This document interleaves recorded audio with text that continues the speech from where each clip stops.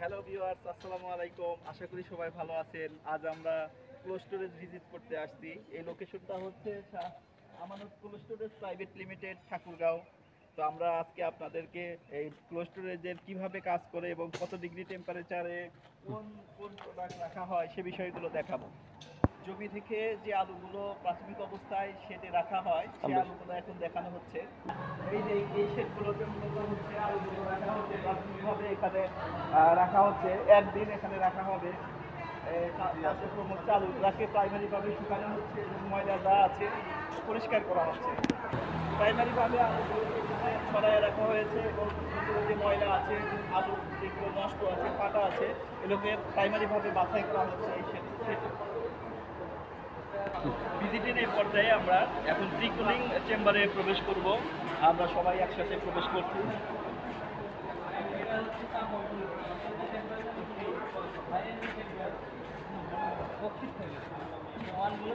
স্টোরেজের এই রুমটাতে মূলত হচ্ছে 24 ঘন্টা সময় ধরে প্রোডাক্ট রাখা হয়। মেইন চেম্বারে রাখার আগে 24 ঘন্টা সময় এখানে প্রাইমারিভাবে ঠান্ডা করা হয়। এখানে আমরা মূলত এই রুমটা মেইন কোল্ড স্টোরেজের রুম, যেখানে আলু সংরক্ষণ করা হয়। তো আমরা সেখানে হাসান ভাই ঢুকেন।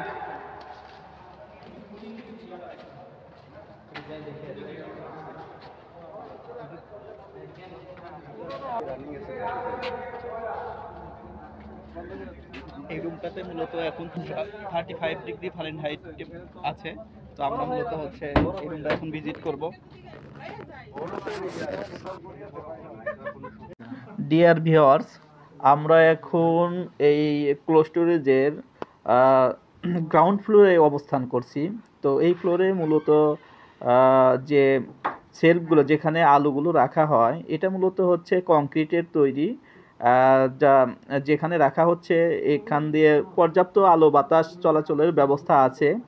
মূলত হচ্ছে কোল্ড স্টোরেজে যে আলুগুলো রাখা হয় এটা মূলত হচ্ছে শ্বাস প্রশ্বাস নিয়ে থাকে। তো যেহেতু আলুগুলো হচ্ছে অক্সিজেন গ্রহণ করে, কার্বন ডাই অক্সাইড ছেড়ে দেয়। তো কার্বন ডাই অক্সাইড ভারী হওয়ায় তো এই গ্রাউন্ড ফ্লোরের নিচে 3 ফিট পরিমাণ জায়গা আলাদা করে রাখা হয়েছে, যেন কার্বন ডাই অক্সাইড যেহেতু ক্ষতিকর, তাই এই কার্বন ডাই অক্সাইডকে বাহির করে দেওয়ার জন্য আলাদা করে অ্যাডজাস্টিং ফ্যানের ব্যবস্থা রাখা হয়েছে। প্রিয় ভিউয়ার্স, এখন আমরা উপরের দিকে কুলিং রুমের দিকে যাচ্ছি, যেখানে আলু সংরক্ষণাগার আরো আছে। এখন আমরা ইভাপোরেটর সেকশন যেই জায়গায় আছে সেই জায়গায় প্রবেশ করছি।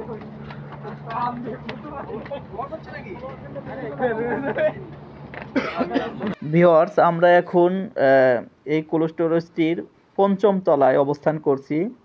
তো আমরা এখন ইভাপোরেটরের কাছাকাছি চলে আসছি। ইভাপোরেটরটা এখানে আমরা 5টি ইভাপোরেটর দেখতে পাচ্ছি। তো এই ইভাপোরেটরটা মূলত হচ্ছে ইভাপোরেটরগুলি উচ্চ গতিসম্পন্ন কুলিং বাতাসটা দিচ্ছে, যার কারণে এই কুলিং বাতাস গুলো রুমের চারিপাশে সার্কুলেট হচ্ছে, যার ফলশ্রুতিতেই মূলত আলুগুলো ঠান্ডা হচ্ছে।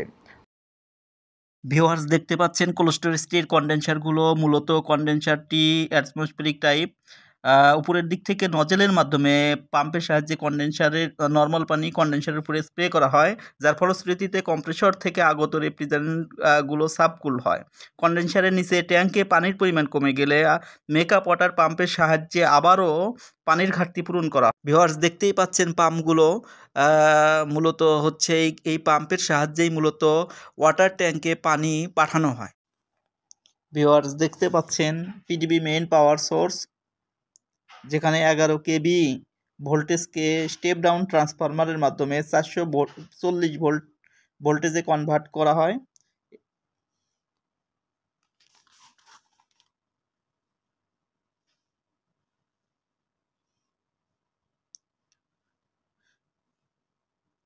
এইটা মূলত হচ্ছে চেঞ্জ ওভার সুইচ। পিডিবি এর ইলেকট্রিসিটি না থাকলে চেঞ্জ ওভার সুইচের মাধ্যমে জেনারেটরের লাইন দেওয়া হয়।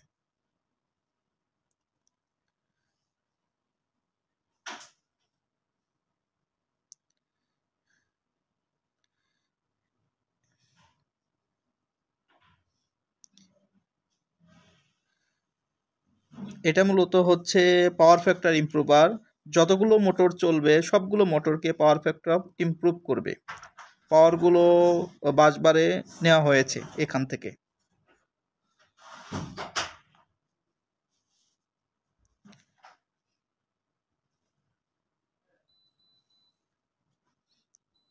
এই বাসবার সুইচের মাধ্যমে প্ল্যান্টটির সকল মোটরকে কন্ট্রোল করা হয়, অর্থাৎ কোন মোটর কোন সময় চালাতে হবে তা বাসবারের সুইচের মাধ্যমে কন্ট্রোল করা হয়।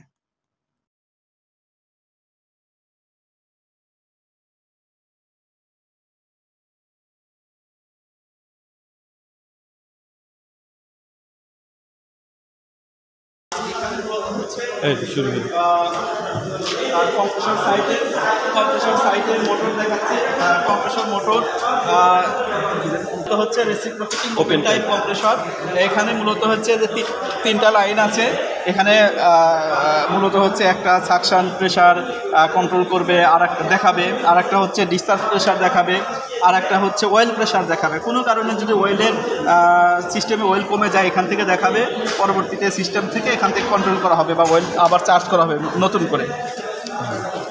এটা মূলত হ্যাঁ, অয়েলের যদি কোনো কারণে ঘাটতি হয়ে যায় নতুন করে রিচার্জ করা হবে। তো মূলত হচ্ছে এখানে 4 সিলিন্ডার বিশিষ্ট কম্প্রেসর দেখানো হয়েছে ভিউয়ার্স, দেখতে পাচ্ছেন অলরেডি এখানে স্পেসিফিকেশন। এখানে মূলত হচ্ছে এই মোটরটাকে চালানোর জন্য আলাদা করে বেল্টের মাধ্যমে সংযুক্ত করা আছে। যখন কম্প্রেসর যখন মোটরটা চলবে তখন বেল্টের মাধ্যমে মেকানিক্যাল সাইডের সাথে কানেক্ট করা আছে পাওয়ার দেওয়ার জন্য। ভিউয়ার্স আরেকটা দেখতে পাচ্ছেন এখানে মূলত 6 সিলিন্ডার বিশিষ্ট একটা ওপেন টাইপ রেসিপ্রোকেটিং কম্প্রেসর দেখতে পাচ্ছেন ভিউয়ার্স। এখানেও সেমভাবে pressure, suction pressure, discharge, solenoid bulb আছে। সলিনয়েড বাল্বের মাধ্যমে প্রেশারগুলোকে কন্ট্রোল করা হয়, কখন কোন জায়গায় কী প্রেশার প্রয়োজন কম্প্রেসর মোটরটাকে চালানোর জন্য, তাহলে মূলত এই বাল্বের মাধ্যমে কন্ট্রোল করা হচ্ছে ভিউয়ার্স। এখানে একটা সাকশন লাইন আলাদা করে হচ্ছে দেওয়া আছে, যে সাকশন লাইনটাকেও একটা মূলত হচ্ছে বাল্বের মাধ্যমে কন্ট্রোল করা হচ্ছে। যদি কোনো কারণে এই বাল্বটা সমস্যা পরিলক্ষিত হয়, অতিরিক্ত রিজার্ভ আর একটা হচ্ছে বাল্বের ব্যবস্থা করে রাখা হয়েছে। মূলত এই বাল্বটা কোনো কারণে মিস্টেক হয়ে গেলে বা কোনো সমস্যা পরিলক্ষিত হলে সে এই বাল্ব দিয়ে কাজ করবে। সেকেন্ড, এখানেও মূলত হচ্ছে ডিসচার্জ সাইড দেখানো হয়েছে ওপেন টাইপ। মূলত এটাও বেল্ট সিস্টেম। যখন 3 ফেজ, এটার ক্যাপাসিটি ওই প্রথমটার তুলনায় অনেকটাই বেশি। ওখানে 4 সিলিন্ডার বিশিষ্ট reciprocating open type reciprocating compressor ছিল, বাট এখানে ভিউয়ার্স দেখতে পাচ্ছেন স্পেসিফিকেশনটা, এটার ক্যাপাসিটিটা দেখতে পাচ্ছেন। মূলত হচ্ছে এখানেও বেল্টের মাধ্যমে পাওয়ারটা মেকানিক্যাল সাইডে দেওয়া হচ্ছে। ভিউয়ার্স এটা মূলত হচ্ছে 6 সিলিন্ডার বিশিষ্ট ওপেন টাইপ রেসিপ্রোকেটিং কম্প্রেসর। এখানে একটা কম্প্রেসর এক্সট্রা করে রাখা হয়। কোনো কারণে যদি সিস্টেমে কোনো একটা কম্প্রেসর সমস্যা পরিলক্ষিত হয়, চলতেছে না, সিস্টেমকে রক্ষা করার জন্য বা সিস্টেমে ব্যাকআপ হিসেবে একটা কম্প্রেসর এক্সট্রা করে রাখা হয়েছে।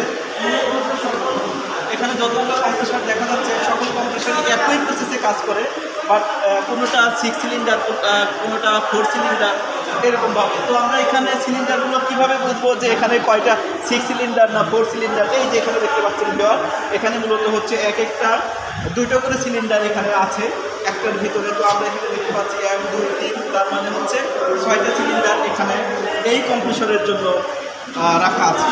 তো ভিউয়ার্স এখান থেকে মূলত হচ্ছে ডিসচার্জ প্রেশারটাকে কন্ট্রোল করা হয়, ডিসচার্জ ম্যানুয়ালি কন্ট্রোল করা হয়। যদি কোনো কারণে সিস্টেমের ভিতরে হচ্ছে ডিসচার্জ প্রেশার অতিরিক্ত প্রয়োজন, বা এখান থেকে মূলত এই প্রেশারটাকে কন্ট্রোল করা হচ্ছে। ভিউয়ার্স আরেকটা দেখতে পাচ্ছেন আপনারা যে এখানে মূলত 6 সিলিন্ডার বিশিষ্ট ওপেন টাইপ রেসিপ্রোকেটিং কম্প্রেসর দেখতে পাচ্ছেন। তো এখানে ক্ষয়প্রাপ্ত হবে বা সিস্টেম কম্প্রেসরটা অন্যান্য জায়গায় ক্ষতিগ্রস্ত হবে। ভিউয়ার্স এখন আমরা হচ্ছে এই ক্লোস্টোরের যে কন্ট্রোলিং সিস্টেম আছে, এই কন্ট্রোলিং সিস্টেমে রিসিভার অপশনে চলে আসছে। দেখেন ভিউয়ার্স কত বড় রিসিভার। এই রিসিভার থেকে মূলত হচ্ছে এই ক্লোস্টোরেজের জন্য মূলত হচ্ছে অ্যামোনিয়া রেফ্রিজারেন্ট চার্জ করা হয়। তো মূলত হচ্ছে এই রিসিভার থেকে একটা লাইন মূলত হচ্ছে ভেসেলের দিকে যাচ্ছে। তো ভেসেলের মূলত হচ্ছে